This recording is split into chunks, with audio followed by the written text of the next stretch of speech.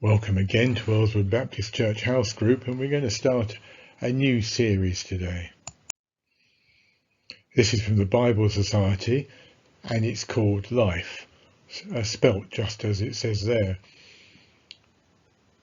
We're going to take a look at what they have to say, and it's good to have this outside input because then you don't get me saying the same things over and over again.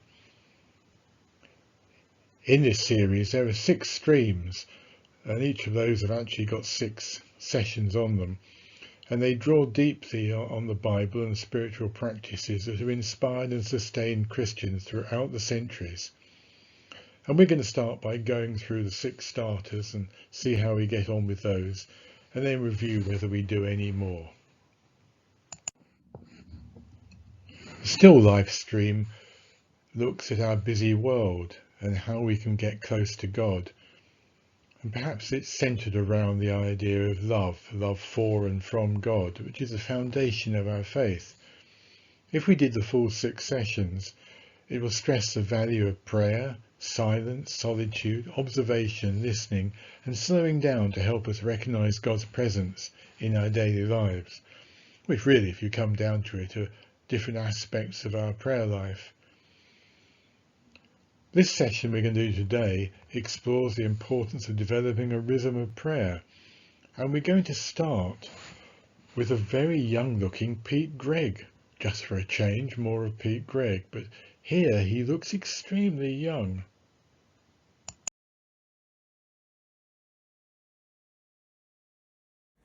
Well, I think the heart of prayer is relationship and need. Relationship, we're made for relationship with God, so it's natural to want to talk with him and converse.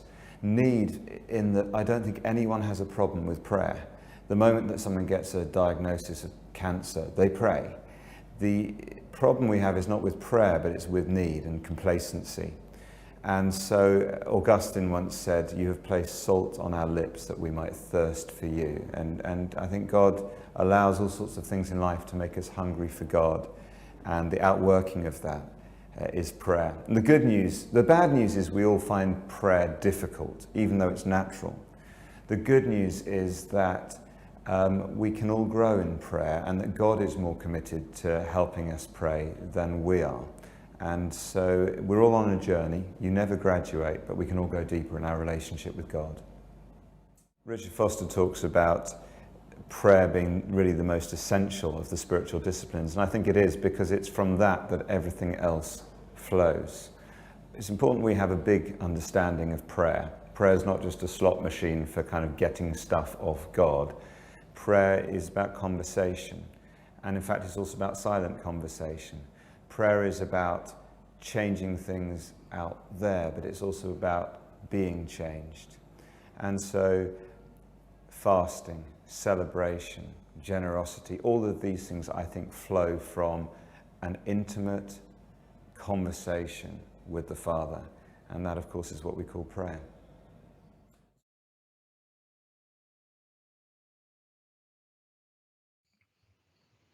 I found it very interesting comparing how the young Pete Gregg is totally consistent in his words with today's Pete Gregg, though undoubtedly he's matured in his views of prayer, and as we discovered last year, I think it was, he's got a much better understanding now of unanswered prayer and how things don't always quite work out the way you expect them to.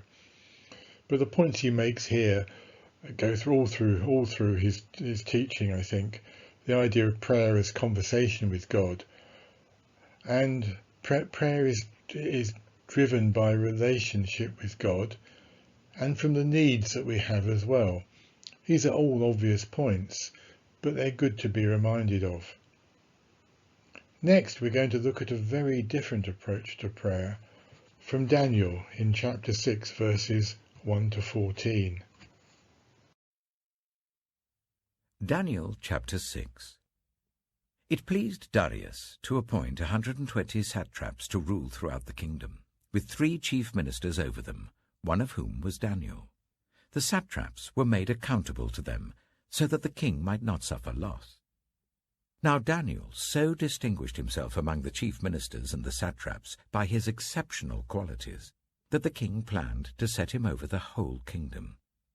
At this, the chief ministers and the satraps tried to find grounds for charges against Daniel in his conduct of government affairs, but they were unable to do so.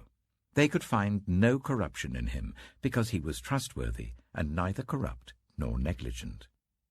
Finally, these men said, "We will never find any basis for charges against this man Daniel, unless it has something to do with the law of his God."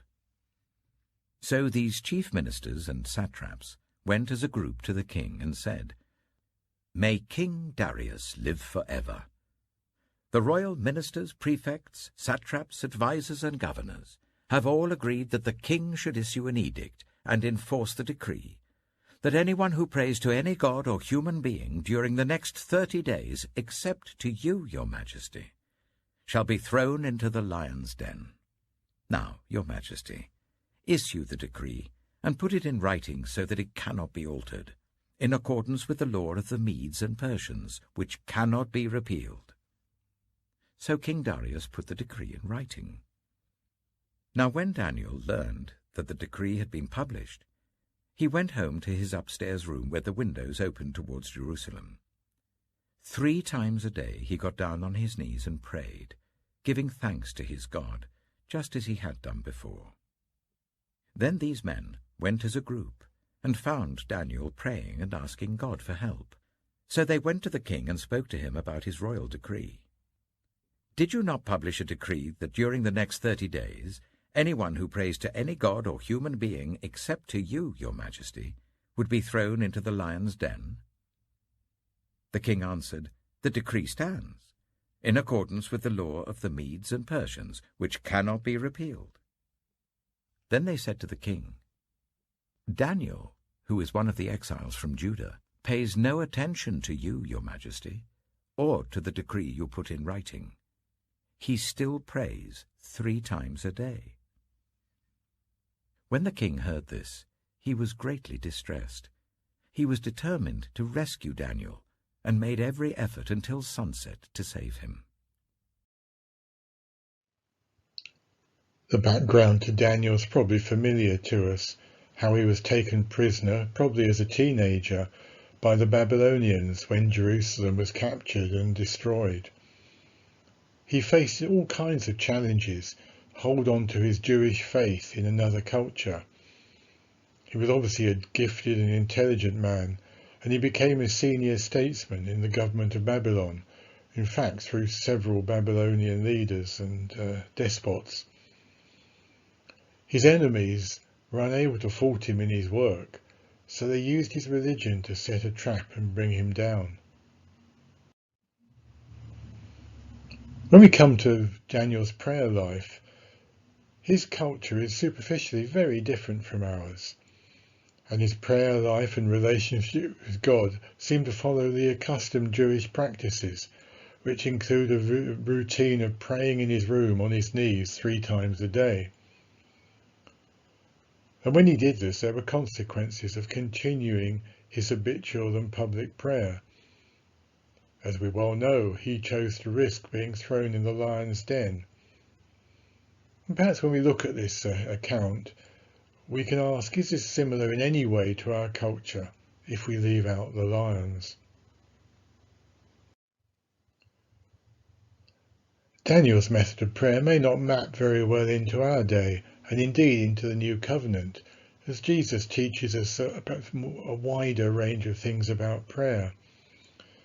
But his regular discipline of prayer does map well, doesn't it? And how can we learn from him? Before we have some questions to discuss in house group or think about at home, we've got a few more thoughts from Pete Gregg.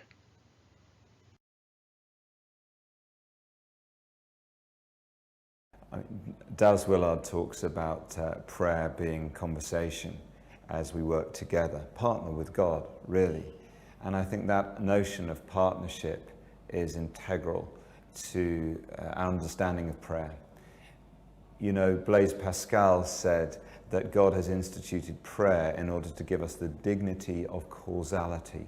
In other words, when we pray, we cause things to happen. We actually make a difference. I think that if you have a theology that thinks that everything is predetermined and that prayer is simply an act of obedience but doesn't really change anything, then frankly, you won't really pray very much. And when you do, it will be more of a legalistic duty. I think it's very important we understand that when we pray, things change. Now, it's important to understand it's not just things out there that change, but we ourselves and our perspectives that change. And Karl Barth, the great Swiss theologian, says the same thing. He says that in prayer we're caught up into the very mystery of God's government. We sit at his cabinet table. We help him make decisions.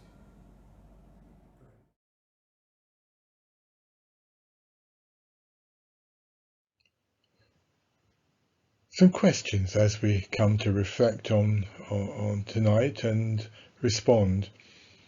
Did anything surprise us about the passage from Daniel? It's probably quite a familiar one, but is there anything that struck you afresh? And how do public and private prayer relate in our lives? How do we get that balance right? On a more personal level, what does your personal practice or rhythm of prayer look like? And would developing a habit of prayer, a bit like Daniel, be helpful or daunting to you? A couple of ideas for prayer that came from this session. How about an appetite for prayer? We usually eat because we feel hungry. How about using your hunger pangs as a reminder to pray? Or maybe being saved by the bell. You could set an alarm on your phone to prompt you to pray. Maybe once an hour for a few seconds, so that may be rather intrusive. Or a couple of times a day to pray for a little longer. Have a positive reminder. Well, have fun with that, and we'll be back next week for a little more life.